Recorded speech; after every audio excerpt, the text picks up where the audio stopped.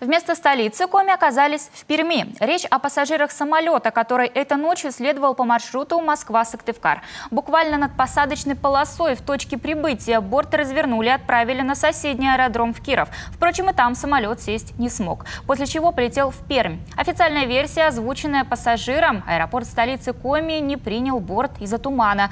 При этом задерживаться в Перми лайнер не стал, прошел дозаправку и практически сразу отправился обратно в республику делать второй заход. В итоге вместо 2 часов воздушное путешествие длилось 5. Пассажиры ночного рейса остались крайне недовольны сервисом авиакомпании.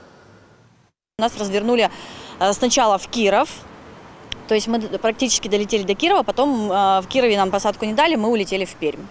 Да, и в Перми начались: то мы выходим из самолета, то мы не выходим из самолета. И в итоге мы просидели практически час в Перми в самом самолете.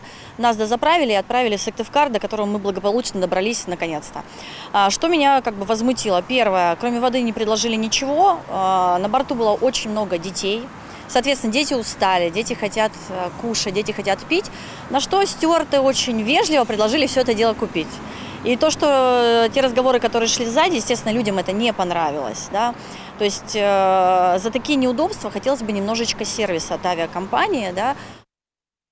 Повезло тем, кому удалось уснуть. Так время пролетело быстрее. Однако, как отметили пассажиры, самолет был до отказа заполнен пассажирами, духота и плачущие дети. В таких условиях задремать удалось далеко не всем.